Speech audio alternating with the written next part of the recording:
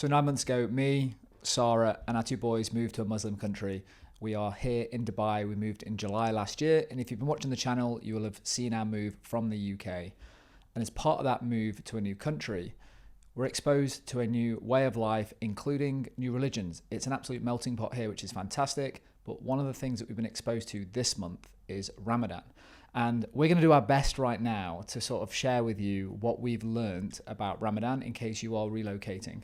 Because from our perspective, like, you're coming to this country, there's sort of 55, 60% of people in Dubai who are Muslim, and across the UAE, that's like 75, 77% of people. So it's important from our perspective that you at least understand and respect the culture.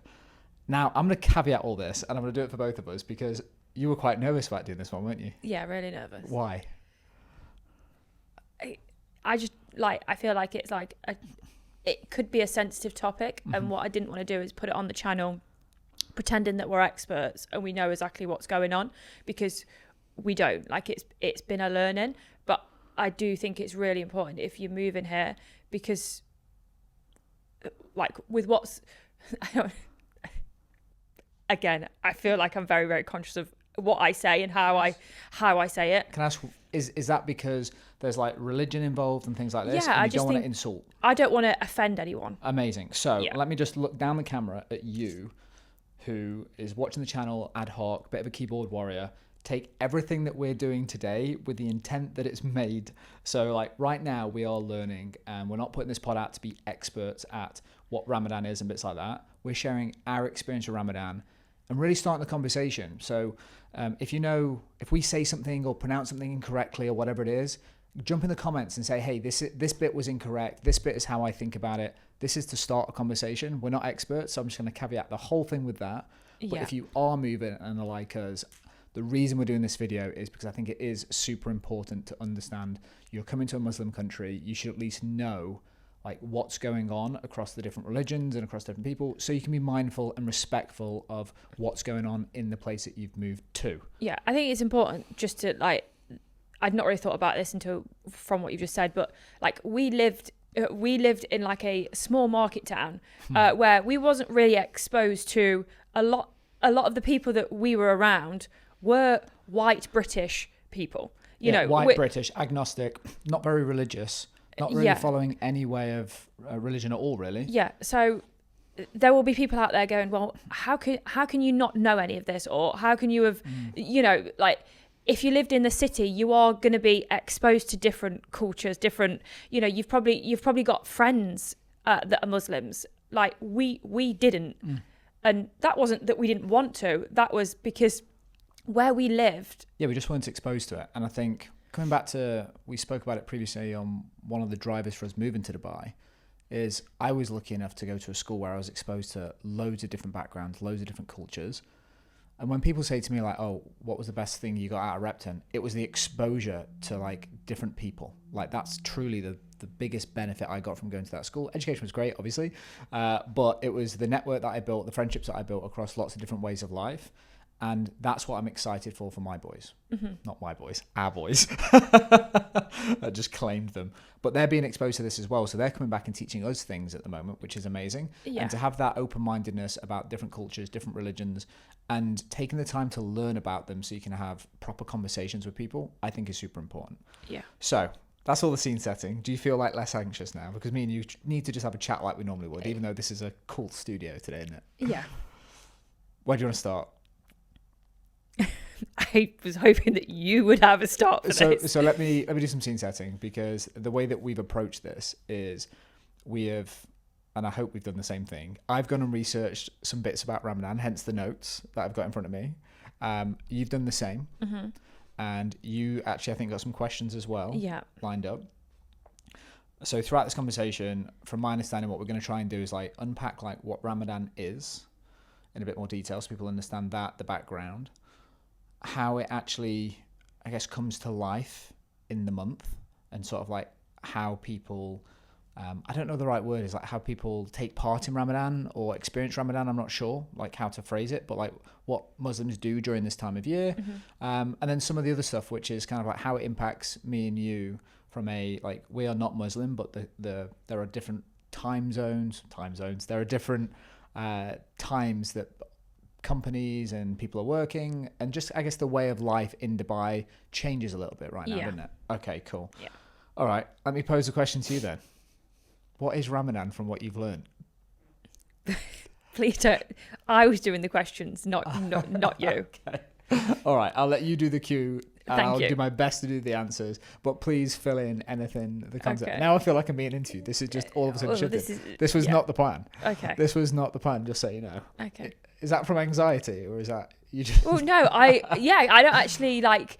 I have learned it and researched it, but I also don't want to say anything incorrect. So I will be talking as if I am ChatGPT. If I'll take it on the chin then if there's anything incorrect. All right, you can pose some questions. Let's go. Okay. So what is Ramadan? And the way that I researched this was,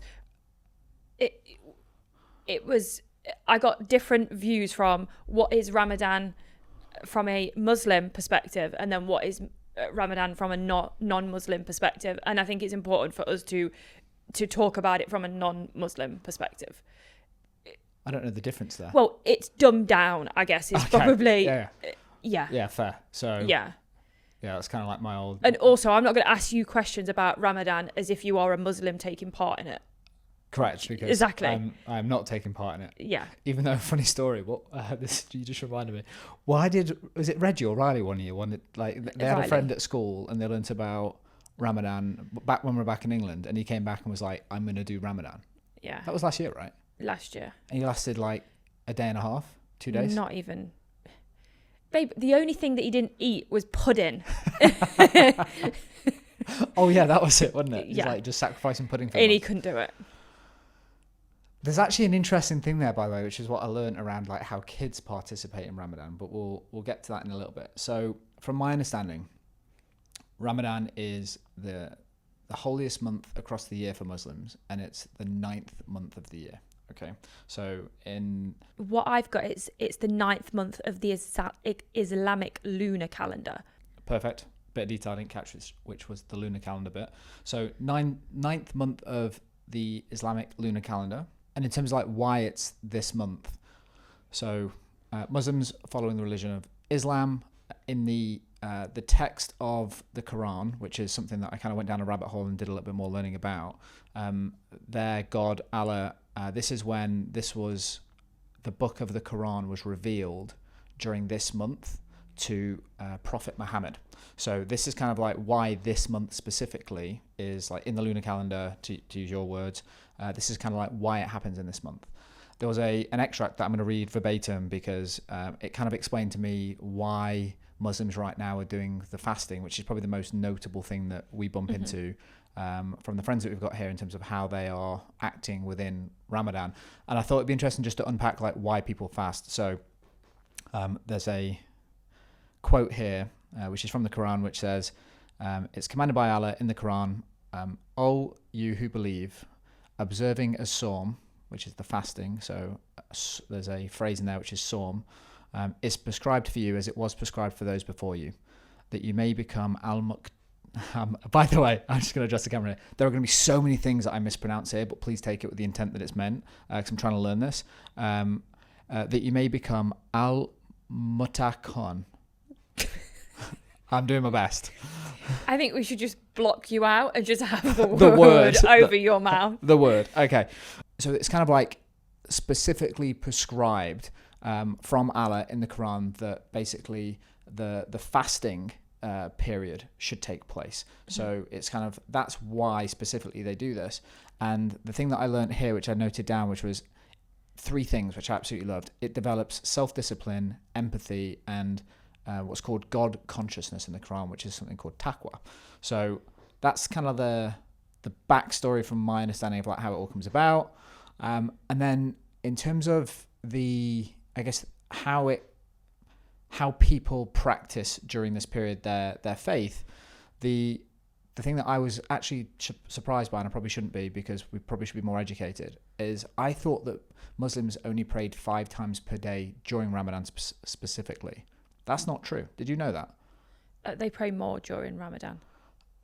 They've got the 5 prayers, and they actually increase I believe not the volume of prayers during Ramadan, they increase the length of the prayers during Ramadan, and specifically towards the end of Ramadan. So this year, again, when it sits, it's not like Christmas for us, where it's like, cool, it's on the 25th of December every year, because I guess that makes sense actually, because you said it's like the lunar calendar. There's no like definitive date. This is kind of like, it starts on the 1st of March this year, and it's expected to end about the 9th of April. And there's a period towards the end of Ramadan, which is sort of the final 10 days, which is slightly different. We'll get into that a little bit. But during those kind of like final 10 days, the I guess the intensity, if that's the right and fair word to use around prayers, increases. But I didn't realize that Muslims pray 5 times a day. Question for you. Do you know what times of day Muslims pray? No, I did not get that in my notes. Let me educate you. So there are 5 Islamic prayers during the day. I'm going to do my best to pronounce all these correctly. So we've got the Fajr, which is before dawn. The Dhuhr, which is the middle prayer. So that's sort of like middle of the day. And the idea behind that is for Muslims to, I guess, connect with Allah during the day. You've got the Asr, which is ASR, which is the late afternoon prayer. The Maghrib, which is done at sunset. And then the Isha, which is at nighttime. I thought they were just during Ramadan. I was like, wow. Learning that is all year round. And don't get me wrong, we hear the prayers from the mosques locally. We see people take the time to pray. I didn't realize it was 5 times a day all year round. When you hear that, what are your I've views on this. What are your thoughts around that? It's commitment. I think commitment's a great word. Yeah, it is commitment. And just to, because you're not going to know that unless you've been here as well. Again, this is not on my notes, but like most places that you go to where there's a toilet, there's like you'll go in ladies and it's like toilet one way, prayer room the other. So you probably, and I guess we're just adjusted to it now but someone coming for the first time, it's like, wow, like female prayer room, male prayer room, like sort of you go to the toilet and then there's like one way for the toilet and one way for the prayer room. So you're not just going to see people praying on the street. It's probably like... Or you also might, which I also find the level of commitment... Like we've seen like maybe just taxi drivers like just pulling over. Not like all the time, that just sounds extreme, but like we've seen people at the side of the road with their prayer mat praying. Yeah, I think the word commitment is such a good word. Even just to, sorry to jump in, but even when we first moved. And sorry, are you jumping in now? Are we swap roles? It looks like it. When we got our curtains installed, the guy was like, "Is it okay if I pray?" Like, and it was like, "Yeah, like of course." So they're stopping what they are doing to commit to praying. Yeah, to their faith. And I find that whole thing, I think commitment's a great word for it. Question, I'm going to go off piece there slightly. Has it changed your view at all about religion being here? From what perspective? Well, let's just get on the table. You're agnostic, right? You don't follow Christianity or any specific faith. No, I would say I have my own morals that I live by, and that is me. Yeah, same. We're in the same boat with that.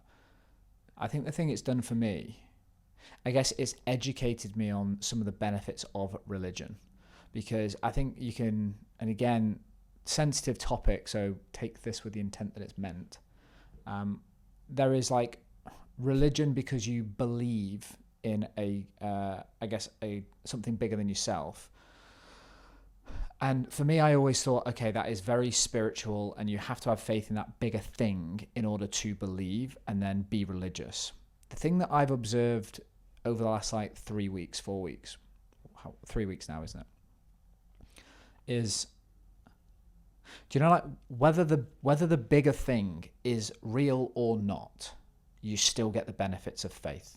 Meaning, because you are showing some, let's take Ramadan as an example, like what we're talking about.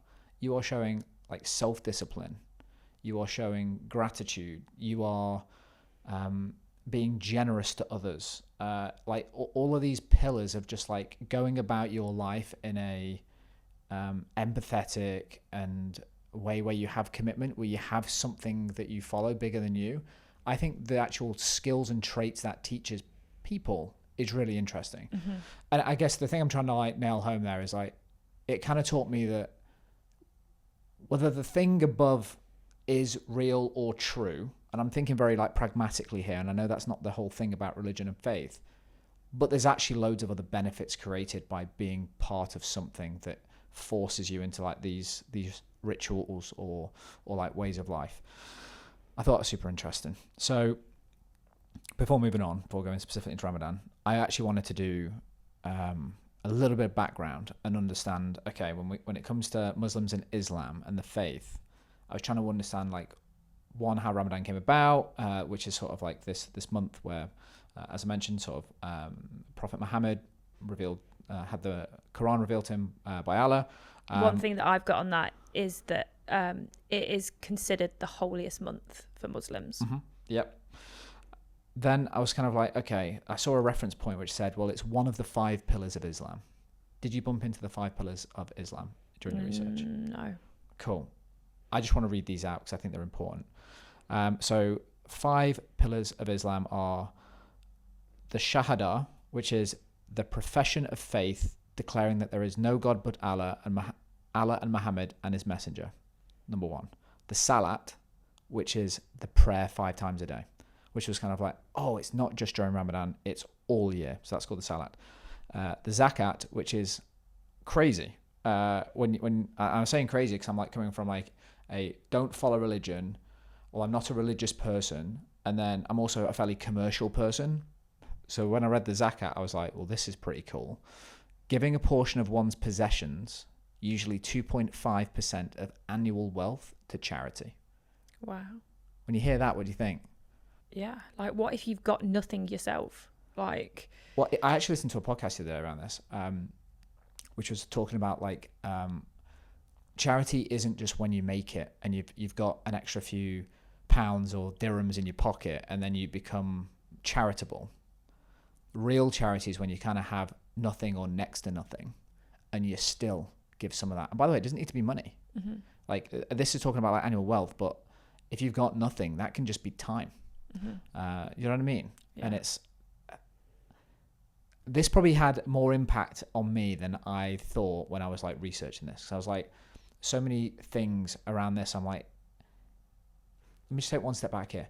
I remember when we did some content early doors when we moved to Dubai, it was the way of life, the respect, the culture. Is it driven by fear or is it driven by culture? And we sort of like played with that as an idea for a bit. And the more and more I've been here, lived here, experienced this, met people, got into conversations with people over dinners, that pendulum I just think is swinging so far towards just culture. Like for me anyway, from the conversation that I've had, like the generosity, the appreciation, the only thing that I can think can be true across all this is it comes from the faith that these people have. And I find it beautiful. Anyway. So I've heard the first 3. Let's hear 4 and 5. Okay, I feel like you're trying to move me along, but I get it. So number 4 is the Sawm, S-A-W-M, Sawm, which is fasting during Ramadan. So this is like one of the pillars of Islam. So it's like written in, that's number 4. And number 5 is the Hajj, which is the pilgrimage to Mecca. This is something that I didn't learn too much about, but I do want to learn. Pilgrimage to Mecca at least once in a lifetime if physically and financially able. Kind of what you just said actually, which is the caveat, which is kind of like if you don't have anything, these pillars are not built to sort of like be a trap, which is like, I need to go to Mecca, but I can't afford to go. This is saying if you are physically and financially able to do so, you should do a pilgrimage to Mecca. I haven't learnt what Mecca is. If you're in the comments, educate us, feel free, send us some resources, amazing. But they're the 5 pillars of Islam. Where do you want to go from here? What else have you got on your questions as we unpack Ramadan? So when Ramadan began, people were saying Ramadan Kareem. It's also like when they put Halloween decorations and Christmas decorations in our community, like on the roundabouts. Like we've got Ramadan Kareem decorations that are lit up at night. And people were even saying it in like the rugby chat, like Ramadan Kareem, as in it's as if it's like Merry Christmas or Happy Birthday. And I didn't know that was a thing. So what does Kareem mean? Because this is Kareem. We have a Kareem app here with a C. It was interesting for me to see if the two were linked. Yep. So what does Ramadan Kareem actually mean? By the way, did you find out if they're linked? Because I haven't. No, I haven't. Okay. I asked you and I expected you to okay to know whether they were. No. So Ramadan Kareem, and I believe as well Ramadan Mubarak is basically saying have a blessed Ramadan. It's kind of the equivalent of saying, in our world, have a Merry Christmas. This is sort of like saying have a blessed Ramadan. So that's my understanding of what Ramadan Kareem and Ramadan Mubarak is. Why do Muslims fast during Ramadan? So I guess three things that come out of it, which is self-discipline. Question before I go into the two. Actually, I'll cover this off now. I've got a question for you. So self-discipline, empathy, which I think you've got to have, especially when people are running on very low calories throughout the day. And we'll kind of get onto how that translates to work in a second. And then just their overall like closeness to God, because it's just their holiest month. They have a specific way of going about this period. And I guess that's, intensity or forced reflection greater than normal is, I assume. So that's kind of like why fasting happens. There's kind of a thing that happens before and after the fast, which we'll get to. We're going to our first one tonight, which is going to be fun.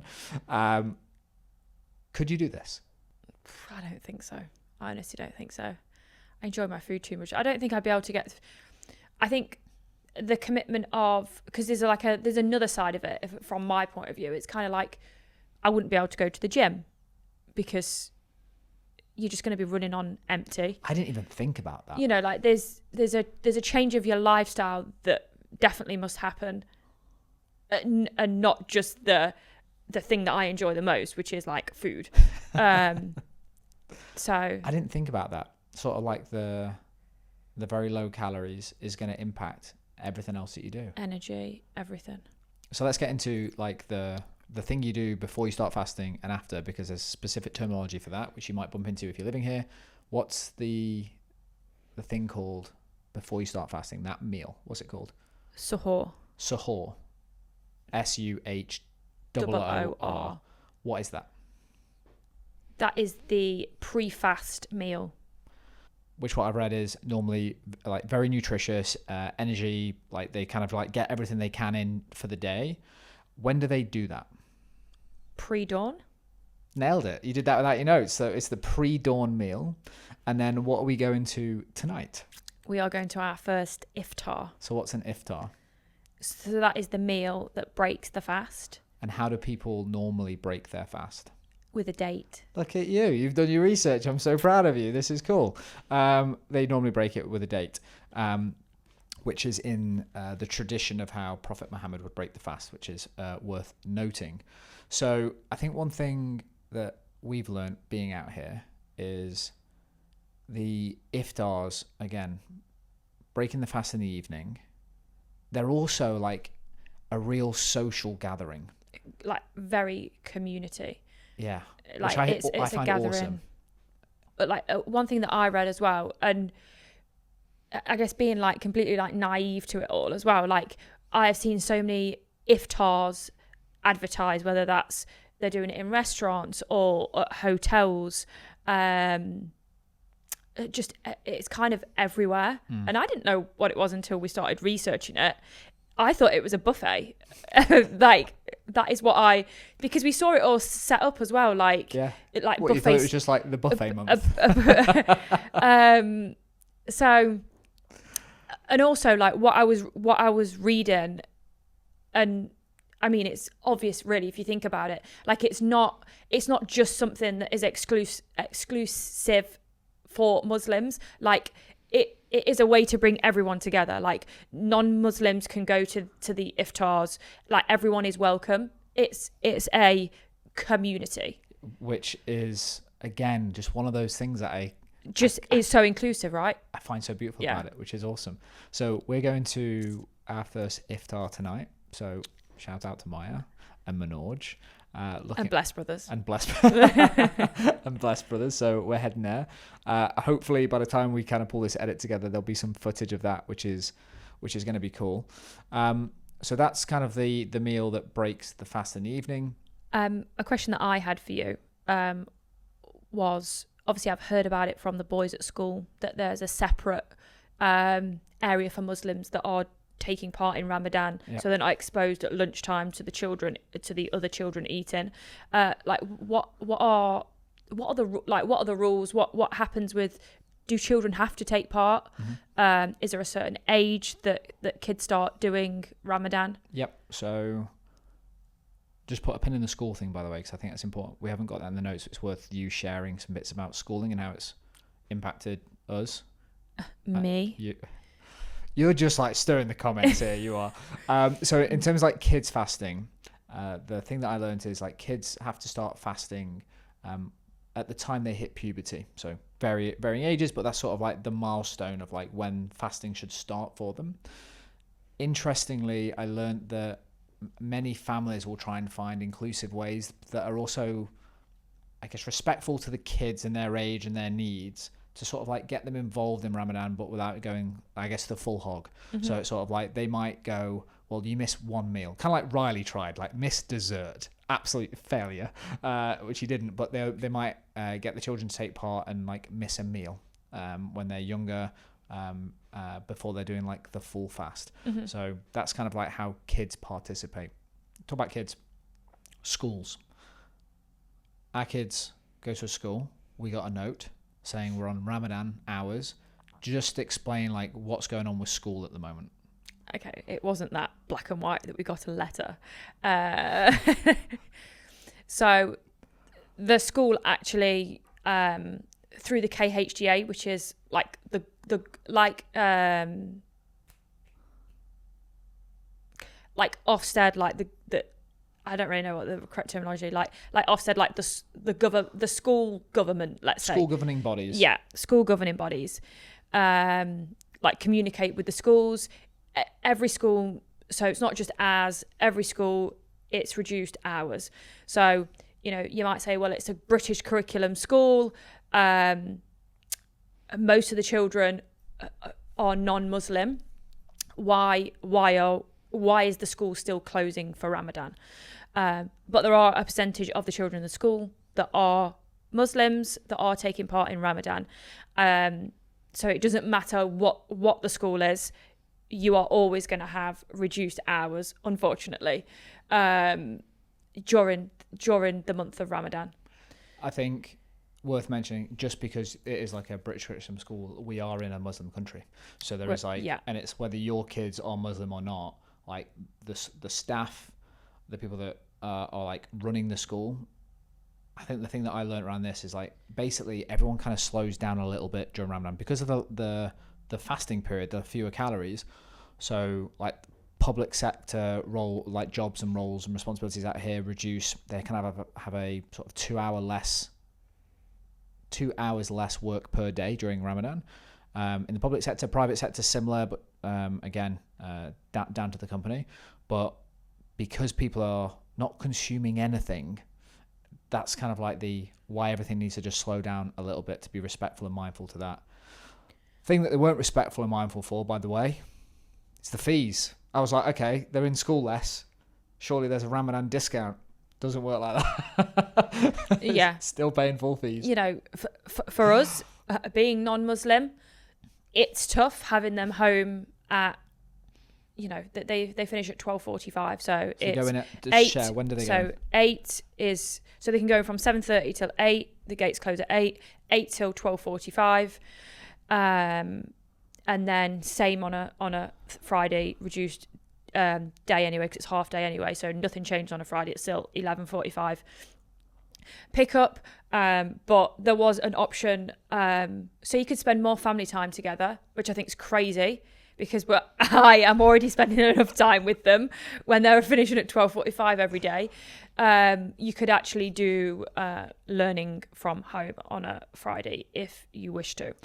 Because we live so close to the school, naturally. If you were driving them in and it was an hour's round trip each way, I get that. You wouldn't send them in, but because we walk them to school. Before we go into, I guess, wrap up mode, which is I captured just some general do's and don'ts, just from I guess to help you guys if you're coming over here, like how to think about it. One thing we haven't covered off is traffic, which I'm super mindful of because I held a dinner the other day actually, which was awesome fun. And the traffic during the days now way less. So like the roads are way clearer during the days.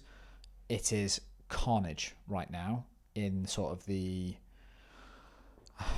time period is like, I don't know, like 5:30 to 7. It's basically when people are finishing their jobs and are getting back to go and take part in an iftar. So there's like the traffic of people leaving work to go back to an iftar or getting home and then traveling out to visit an iftar. The roads are absolutely carnage at this point in time. So around basically the sun setting, try and avoid the roads, or definitely sort of like factor in extra time to be on the roads, because Dubai traffic is bad towards the late afternoons and evenings anyway. It's on a different level now. It's 100% on a different level.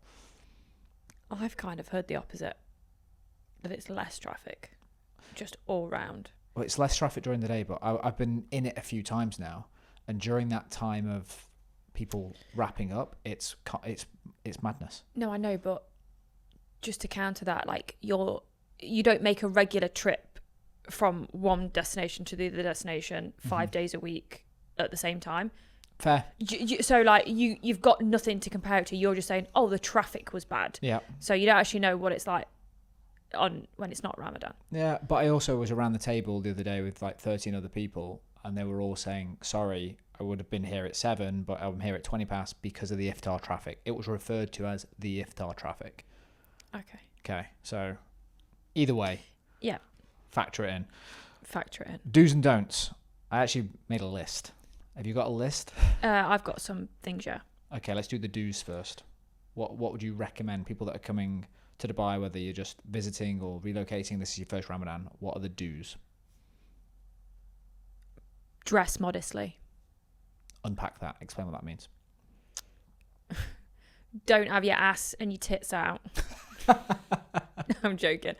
Well, you're not joking. Well, no, I'm not. No. I'm obviously not joking. Like, if you're in... I mean, that's really how you should dress inside places around Muslims anyway.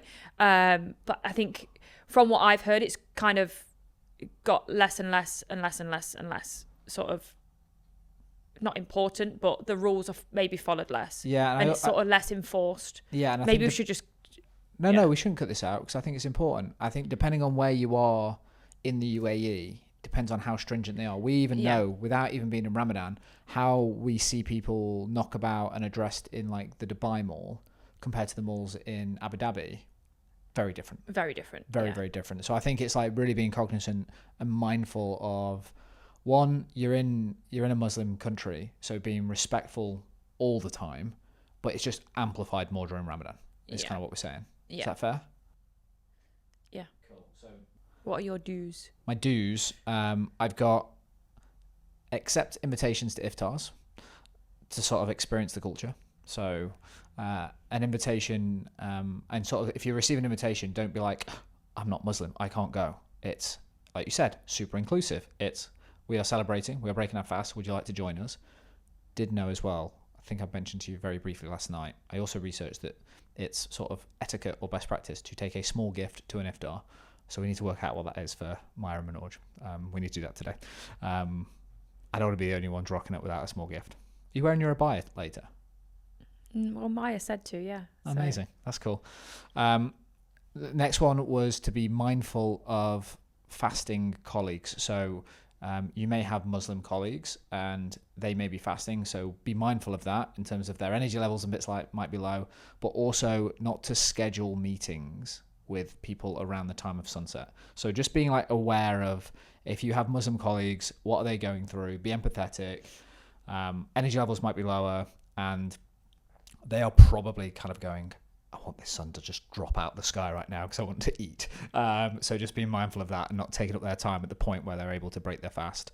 There's this whole thing about like charity. Did you see the dad and the son at the roundabout outside our building yesterday? Explain what they were doing.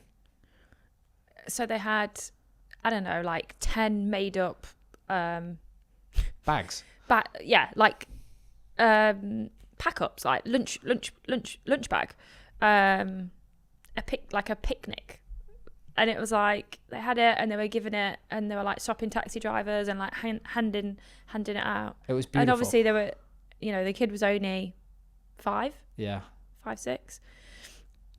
But yeah, just the dad was obviously just getting him involved and showing him. And I've like going back to that also, I've heard that there's a lot of charity things you can do here, and I would love to get the boys involved.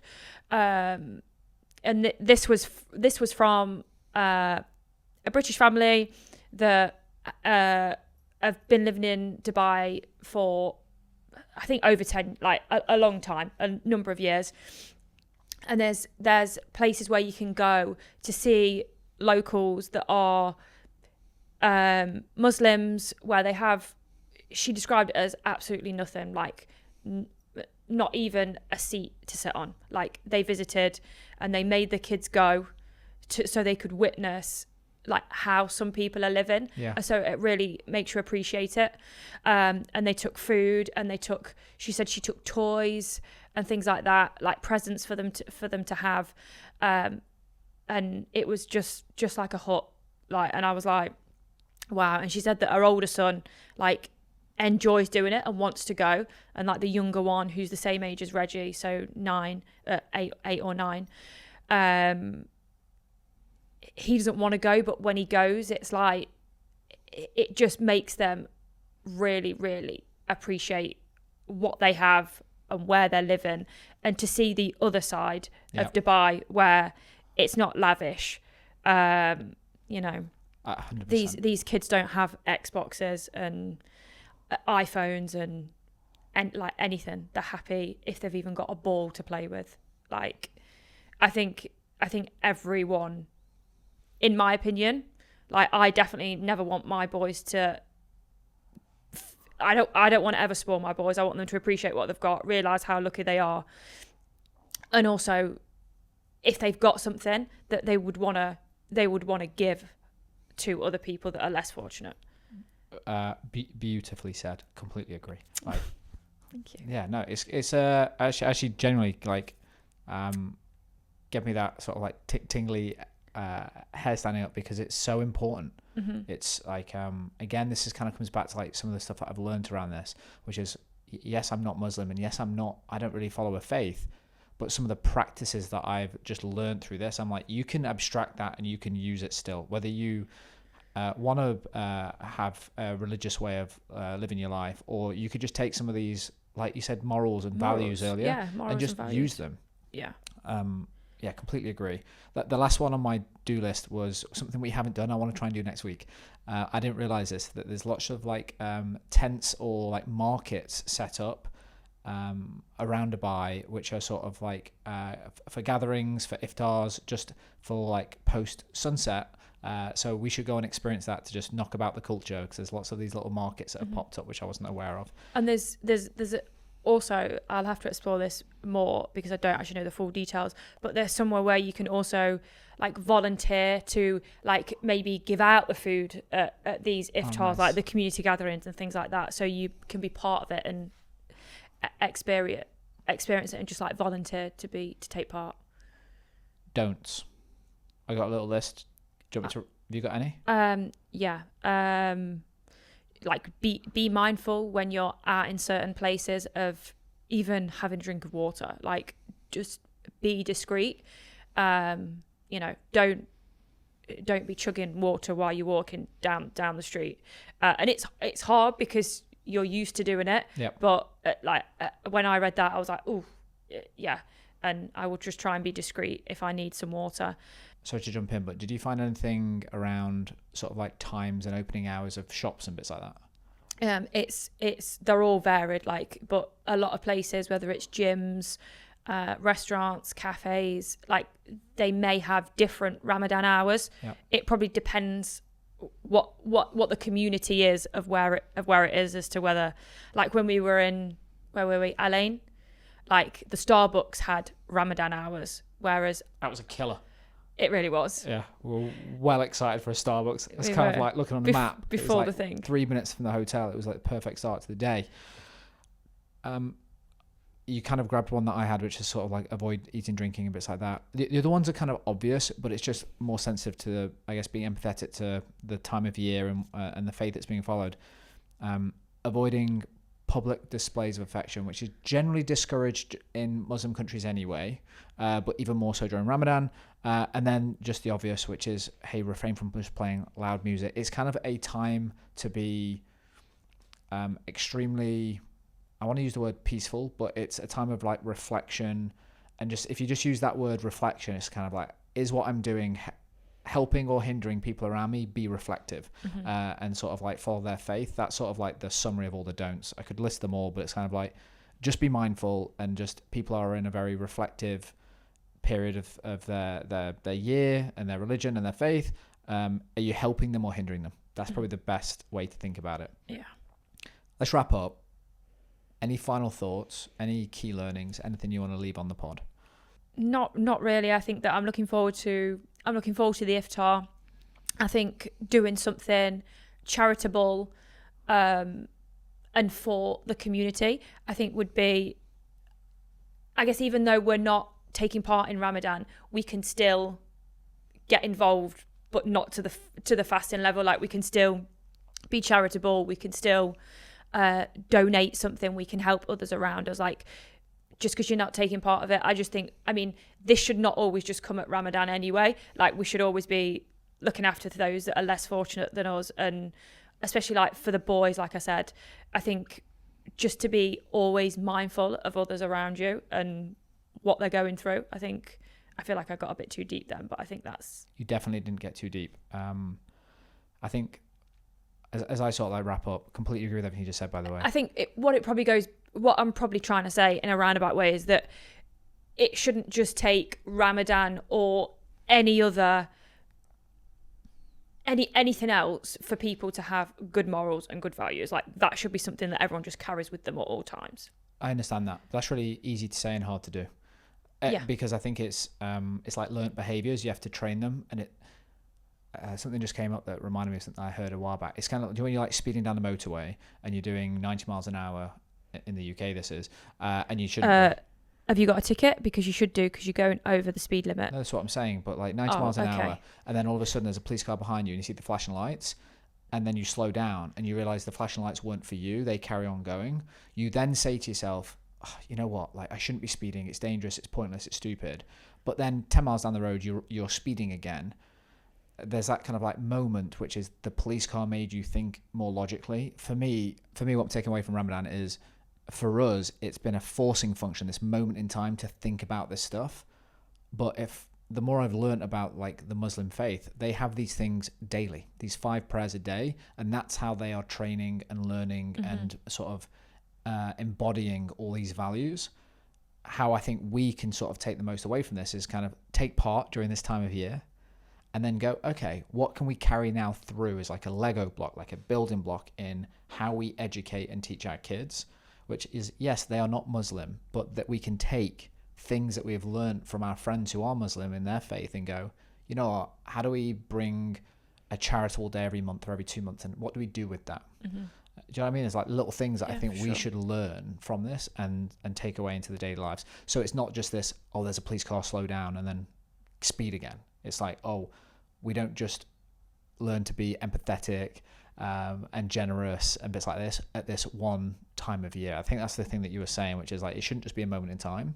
It should just be like a thing to force us all together, think about our values, and then it's, for us as parents, our responsibility is, how do we kind of keep this going in the family?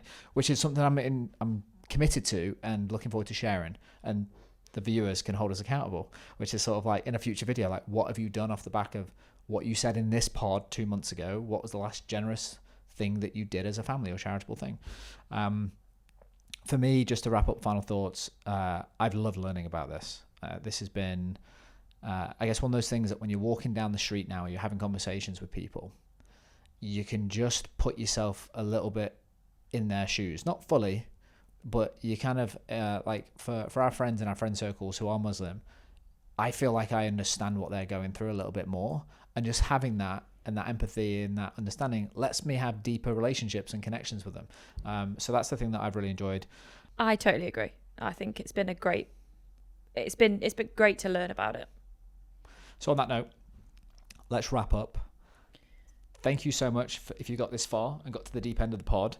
As I said, actually, let me just wrap up with this. I'm really proud of you, because I know the anxiety that you had coming onto this, which is, I don't want to say something wrong. I don't want to offend anyone. So thank you for jumping on, because I think it's important. I think for people that are coming out here, they're going to be in the same boat as us. They're going to want to learn this. And for you guys that are watching, yes, something we've said maybe could be quoted and said in the wrong frame. Like we could be misquoted on this, but please take the intent that we've got. And that's kind of like what we want to do on this channel, which is share our learnings, our journey.